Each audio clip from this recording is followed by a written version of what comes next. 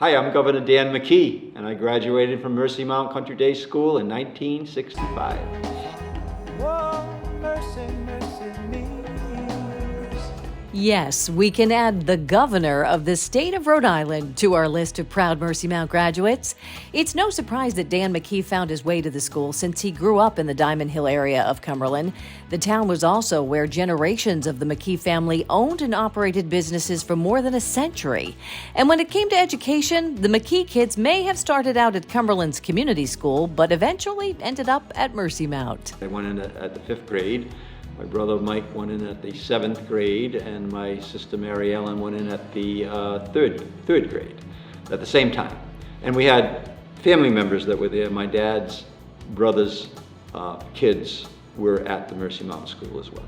It was a rapid fire, one after the other, when you take my cousins that were there. So it was probably for about 8 years in a row, there was probably somebody graduating from Mercy Mount.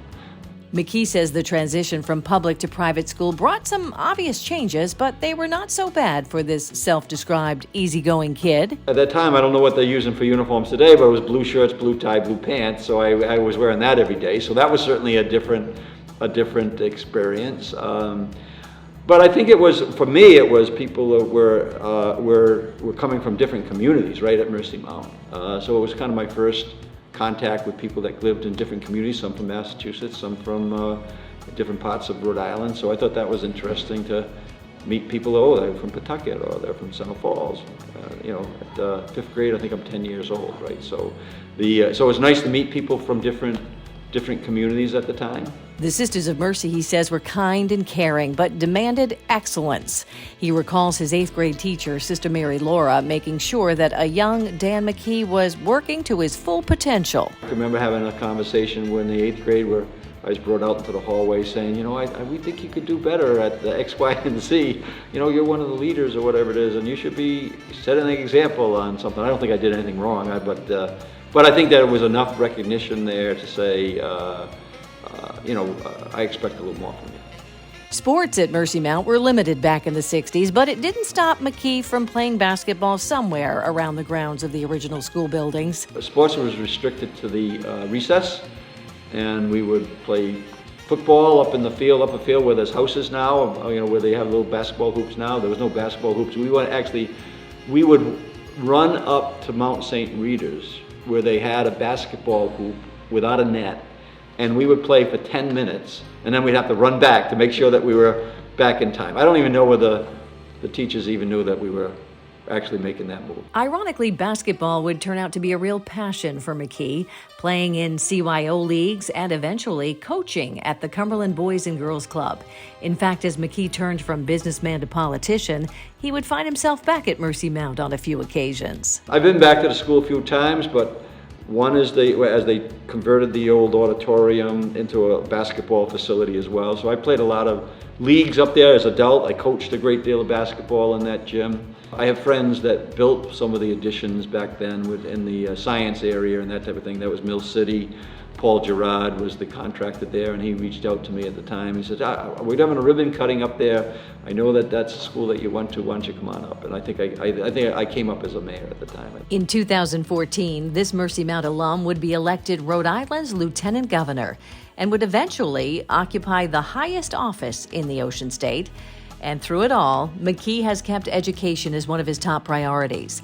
It's a passion that he admits grew out of a solid foundation at Mercy Mount. The whole discipline of the religious aspect of it was front and center with me and my family, and carrying a lot of that through the day. Where you're helping people. That was doing the good things for people, trying to figure out how to make good things happen in people's lives, right? And I have a lot of the teachings, right, that came right through the school. Right? And while McKee continues to hold on to the values and lessons of his days at Mercy Mount, there is one additional memory of the school that he also can't seem to forget, and it has something to do with that green leafy vegetable called spinach. There was this sense of, whatever you put on your plate in the cafeteria, you're supposed to eat it all. I couldn't eat spinach. So spinach was not an option. So every time when they served the spinach, I would be sitting in the cafeteria for at least 2 hours until they finally came down and said, come on back up to the classroom. because I wouldn't eat the spinach because I couldn't eat the spinach. So, but I wouldn't cheat, because a part of the discipline, you had to make sure that you were honest about things. So I wouldn't throw it away, but I would just say, I just can't eat it. It's something McKee's mom, Willa, knows all too well. The 94-year-old, according to her son, was a dedicated Mercy Mount mom. My mom would show up for it wasn't the same parent involvement, but she would show up. So, you'd have the Christmas concert, and we'd be up there singing "Oh Holy Night" and those type of things. And my mom would always be there and helping out with, the refreshments and those type of things. My mom was a great asset to the school. My dad was very busy doing stuff, but and with the family, my mom was kind of the school mom. And as McKee's mom gets ready to celebrate her 95th in June, Mercy Mount is preparing to celebrate its 75th, and one of its most prominent graduates is happy to celebrate both. Happy 75th. It's about family, and it's about keeping family together. So keep up the good work at Mercy Mount, please.